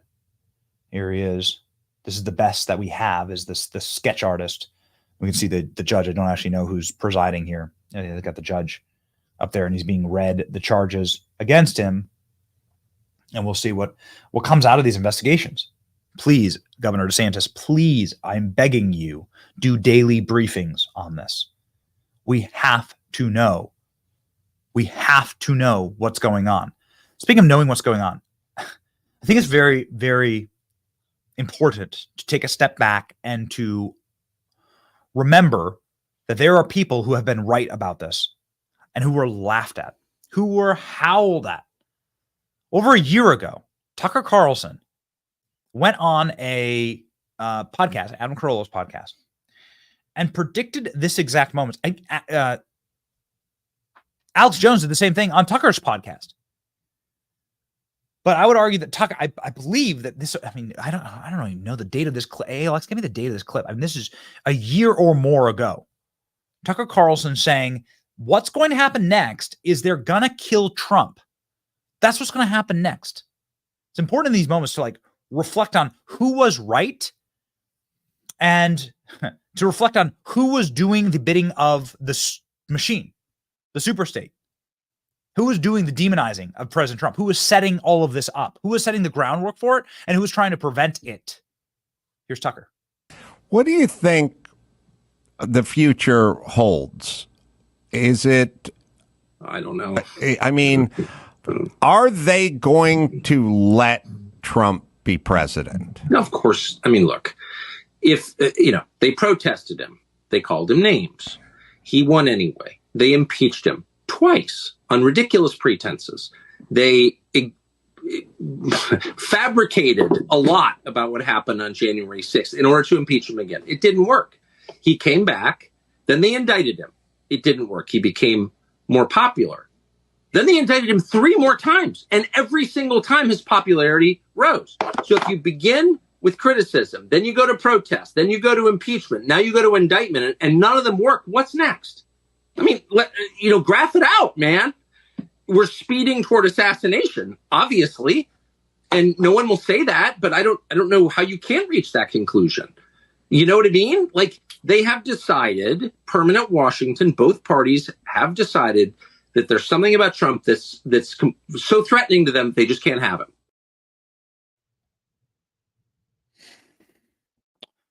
What is that thing? Well, if you listen to Eric Weinstein in a recent podcast interview, Mike Benz, who's a regular on this program, then you're going to hear exactly what it is. Donald Trump will actually bring back democracy. This is something that I think is such a profound point. They say that Donald Trump is the person who's going to destroy democracy. He's a threat to democracy. Actually, it's the exact opposite. As I paraphrase here, I want to obviously give credit to Brett Weinstein, actually, who sort of planted the seed. But you have to understand what Donald Trump is as a populist candidate, as somebody who wasn't pruned from both parties to be totally ideologically the same. Mitt Romney and Barack Obama, they're the same people. The true moment of understanding American politics is realizing that George W. Bush and the Obamas are on the exact same side. George W. Bush and Joe Biden are the same people. They're on the same side.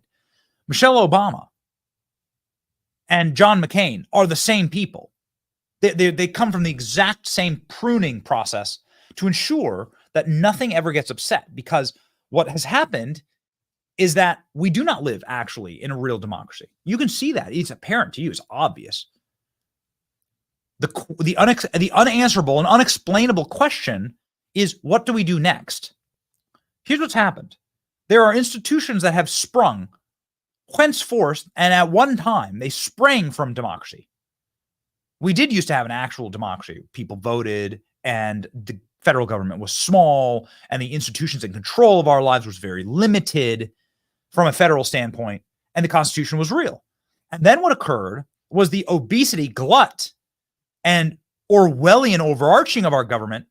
The institutions began to control everything. The ghost in the machine, the deep state. The institutions became so engorged on the American public that they destroyed any semblance of democracy. The Democrat Party is not allowed to put Bernie Sanders up as a presidential candidate. It's not allowed. You're not allowed to do that. The Republican Party is not allowed to have an actual populist like Donald Trump, a free radical, somebody who wishes to actually attack the problem in our federal government, which is the size of the federal government, which is the permanence of the federal government. This is not allowed. So as it is explained, type A democracy and type B democracy. Type A democracy is actual direct democracy where we get to vote for the guy that we want.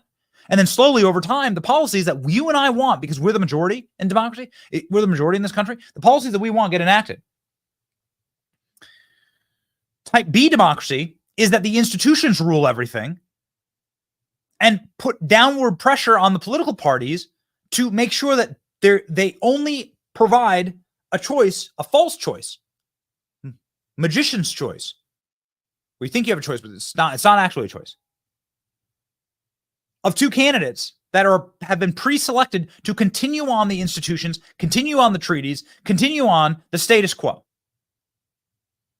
Donald Trump, in the return to the presidency, would be in 2016. Donald Trump brought real democracy to this country because we chose him in spite of the suppression polls, in spite of them demanding that we choose Hillary Clinton. We chose him. And so that actually reasserted type A democracy, not democracy by committee, not democracy run by institutions that were maybe democratically created, but now exist entirely separate from you or me or anything checking them inside of the federal government, with the exception of the executive branch, which is why they so fiercely protect it. Because all of these organs have sprung from the executive branch. They get funded by Congress. That's a totally different conversation. Donald Trump would usher back in real democracy, and they can't allow that. The reason that they want to kill Trump is because they cannot let the grains of sand slip through the fingers and allow the people to have control again. Because we can't be controlled. They've figured out an end around to like try and tell us that we live in a real democracy. It's not a real democracy. And so this is where the threat of Donald Trump really metastasizes and is actually rooted. This is real democracy. What you and I are doing, this is real democracy. Ladies and gentlemen, Dan Bongino is somebody who, if we get an opportunity to cut to Dan and to play his take on these assessments, I think it is profound and worthy of our time. Dan Bongino has broken down what he sees as the core issues and questions to be asked about this newest Donald Trump assassination attempt. Of course, Dan Bongino has been in law enforcement for the majority of his career, was a Secret Service agent, protected the president, was on the president's detail. Nobody knows more. And we trust nobody more in this these kind of news environments. Here's Dan's breakdown of the events yesterday, a short clip, but I think one that really hits the nail on the head. Here we go. I'm going to ask you again. We got the most threatened man on earth, Donald Trump. It's not even close. I'm going to ask some questions now, some uncomfortable ones. Where were the counter sniper assets? If they were there, what were they doing? Remember the whistleblower memo from Counter Sniper? The Counter Sniper guy? Well, I know who he is. He's a good man. Saying, we don't have enough guys to cover this. You're going to get someone hurt. Sorry, I don't want to miss this. Folks, where were the Counter Sniper assets to take out a sniper who, again, infiltrated the mid to outer perimeter? Where? Folks, from what we know of early reporting, this guy did not have a ghillie suit on. Do you know what a ghillie suit is? A ghillie suit is a camouflage disguise, which is nearly impossible to pick out. If this subject was sitting in the wood line with a ghillie suit and hadn't poked out the barrel of his rifle, we may be having a different conversation today. Folks, you can get a ghillie suit probably on Amazon or somewhere else, I would guess for a couple $100, maybe less. You think the Iranians aren't thinking of this right now? Where were the counter sniper assets? Were they not given enough? Where were the counter surveillance teams? The counter surveillance teams, these units prowl around the perimeter. Their sole purpose is to find cars that don't belong. Where did this guy park? How did he walk in with a rifle to the fence line? How did nobody see him? How come there were no post standers at each hole? Where was the CSU team? Is anyone in the media going to stop with the victory laps and ask questions? That's your freaking job. If it was President Biden, God forbid, you'd be interviewing this guy's kindergarten teacher right now. Oh, there, look, a ghillie suit right there. How much is it, guys? This is real. They just found this in the seconds. Here's a ghillie suit for adult XL, $25. On sale, folks. Imagine him in a ghillie suit. Would have been smarter. President Trump be dead right now. How did they not see him? Can we stop with the bullshit victory laps, please? How does Ron Rose still have a job? Where were the CSU teams? Where were the optics, the surveillance optics? Now, granted, it was not, was it like 90 plus yesterday in Florida? Thermal imagery may not be helpful in a really hot day, but I'd rather have it than not. Where were the thermals? Where was the forward-looking infrared? Where was the drone surveillance? How did you miss this guy? Thermals or IR should have caught this guy sticking out like that. You're telling me again, for the second time, protective intelligence teams that basically are roaming around, counter surveillance teams, counter sniper teams, drone assets, and nobody detected this guy again? He had time to set up, clip a couple ceramic ballistic plates to a fence, set up a GoPro, and sit on the president's position? Where's the helicopter surveillance? Oh, Dan, they don't use that. Actually, we do. It's got its own code name, which I'll leave out. How come President Trump doesn't have it? All the time. The helicopter with a FLIR would have picked this guy out like that. How come they didn't? The answer is because the asset wasn't there. That's why. The answer is that the Secret Service is still criminally malprotecting President Trump. We heard this yesterday in the press conference. We took the press conference live, and the sheriff for Palm Beach said, Trump's not the president. So if the president was here, then of course there would be a total lockdown of the golf course. But instead, Trump's just a candidate. Well, this is a lie. We actually spoke with somebody who is a Secret Service source who we are beginning to establish through our reporting some very interesting relationships. Let's just leave it at that. Who told us that this is not how the Secret Service works. It's not like it's not like a Lego kit where you just get a certain number of blocks if you are a certain kit. That's not how it works. The Secret Service detail matches the threat level. They still don't have Trump on the correct threat level. Dan Bongino just alliterated all of the assets that could have been deployed to protect President Trump. It would be pretty hard to hide from thermal imaging and drones and helicopters.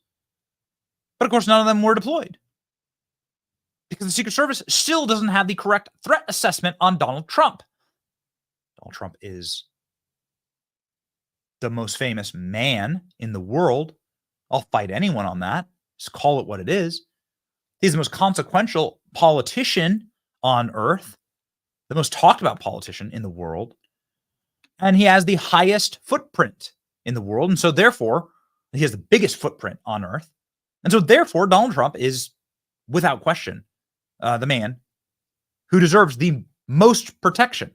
I'm not saying take protectees away from Joe Biden or Kamala Harris. I'm saying that the Secret Service, last time we checked, and we just checked moments ago, has 4,000 agents. So where are they exactly? This is 4,000 agents? Okay, so more for the president. And in an eerie series of messages, Charlie Kirk, who's a friend of us and an ally of the program, has talked about how weak the Secret Service protection feels for Donald Trump and how the Butler assassination has not improved it. And we witnessed that firsthand, how lax the Secret Service protection was backstage when Donald Trump spoke at an event in Detroit that we were at as well. And the entire operation was, let's just say, porous. It was really hard. It was really strange. I mean, it was really strange to see. I mean, I was not supposed to be back there. I was speaking on stage. I was supposed to walk out. ALX and I were both back there. There's no reason for us to be back there with Donald Trump, the protectee. We hadn't been screened. Nobody had done any security for us. Why was this allowed? Why wasn't the place locked down? And there were other instances of this. I keep coming back to, and I guess I'll return to this, this final, this final creepy moment. Boys, do we have that Time magazine cover? Get me that, please. Well, I guess I'll return to this. I don't believe in this number of coincidences. I don't. The Secret Service agent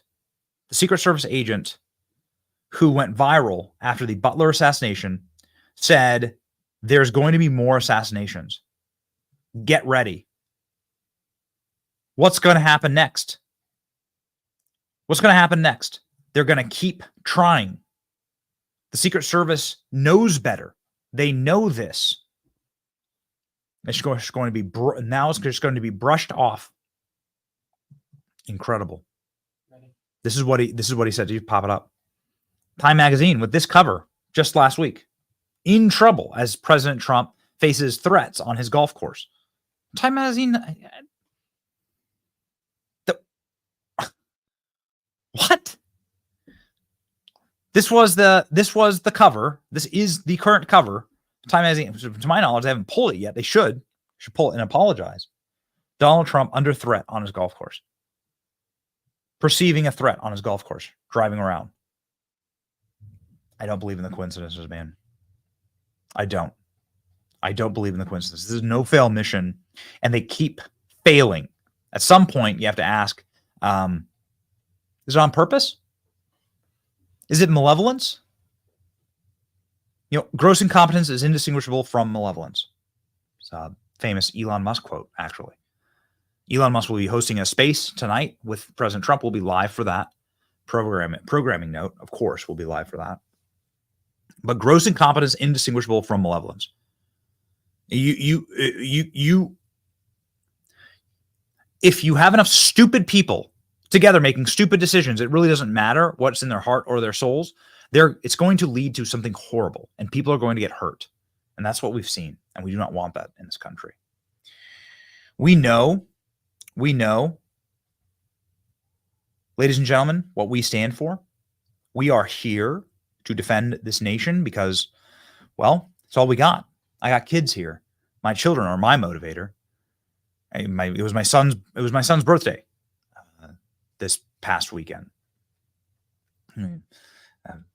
Why not? Just pop it up as pinned to the top of the feed for a while. It's my son's birthday. He's 1. He turned 1. And my fight is for him and his future. That's it. I got kids, man. I got another one on the way. That's what we're battling for right now in this country. And so that's our motivation. We don't want our presidents to get shot. We don't want Donald Trump, who has many grandchildren. I don't know what he's up to. Is he up 10 grandkids? Donald Trump has a bunch of grandkids. His son's in college, first year of college right now at NYU is Barron Trump. Like, we want for Americans to live happy, prosperous, peaceful lives. And we want to be able to leave this country a better place for our children. That is what a moral generation does. And that is our motivation here. We thank you for being part of it. The best way that we can possibly say our thanks to you is to give you uplifting at the end of every single show. 1 Peter 5:6 for our verse of the day. Humble yourselves under the mighty hand of God, so that at the proper time he may exalt you, casting all your anxieties on him because he cares for you. The mighty hand of God will exalt us at the right time. We just need to throw our cares on him. Yeah. I personally just believe it in my very soul that the only reason Donald Trump's alive right now is not because of any Secret Service's agent's gun, but because of the hand of God. We'll see what happens next. We'll see. It's the wild times that we live in. We thank you for your support of this program, and please consider becoming a member, joining the Benny Brigade. It keeps us going, and it provides for us the ability to speak truth to you and to deliver. Like yesterday, we promised we will show up for you. We were the #1 stream in the world, actually, yesterday. And we were doing our best to speak truth, salt and light. That's what we're going to do on this program. And in closing, I want to give you something that I really still hope Donald Trump releases as a campaign ad, the best breakdown of why they hate President Trump from the great Tucker Carlson. This, ladies and gentlemen, is why. This is why they want to kill this man. It will never be said more succinctly and profoundly. And so sometimes you just got to tip your hat off to the great one, Tucker. Take it away. God bless you. Millions of Americans sincerely love Donald Trump. They love him in spite of everything they've heard. They love him often in spite of himself. They love Donald Trump because no one else loves them. The country they built, the country their ancestors fought for over hundreds of years, has left them to die in their unfashionable little towns, mocked and despised by the sneering half-wits with finance degrees but no actual skills who seem to run everything all of a sudden. Whatever Donald Trump's faults, he is better than the rest of the people in charge. At least he doesn't hate them for their weakness. Donald Trump, in other words, is and has always been a living indictment of the people who run this country. That was true 4 years ago when Trump came out of nowhere to win the presidency, and it's every bit as true right now. Trump rose because they failed. It's as simple as that. If the people in charge had done a halfway decent job with the country they inherited, if they'd cared about anything other than themselves, even for just a moment, Donald Trump would still be hosting Celebrity Apprentice. But they didn't. Instead, they were incompetent and narcissistic and cruel and relentlessly dishonest. They wrecked what they didn't build. They lied about it. They hurt anyone who told the truth about what they were doing. That's true. We watched. America is still a great country, the best in the world, but our ruling class is disgusting.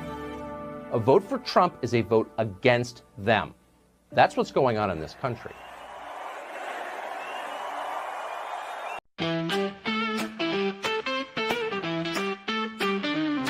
If you come at the king, you better get in line. Stand there shaking, waiting for your turn. Behind the old font, just heed this alert.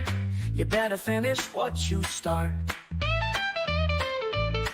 The media clouds on for the attack, but I stand 6 feet above the ground because you can't keep a good man down. Come on, take your best shot, pump my fist, give me what you got, 'cause you can't keep a good man down. Come on, take me to my grave, I'll rise again and again and say, you can't keep a good man down. No! You can't keep the good man down, 'cause you can't keep a good man down. In America, we don't worship government. And you can't keep a good man down. And you can't keep a good man down. We worship God. Come on, take your best shot, pump my fist, give me what you got, 'cause you can't keep a good man down. Come on, take me to my grave, I'll rise again and again and say, you can't keep a good man down. No!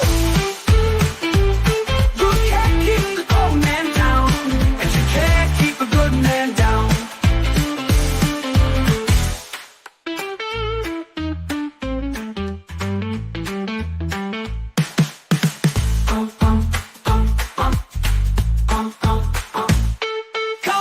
Come on, take your best shot, pump my fist, give me what you got, 'cause you can't keep a good man down. Come on, take me to my grave, I'll rise again and again and say, you can't keep a good man down. Come on, take your best shot, pump my fist, give me what you got, because keep a good man down. Come on.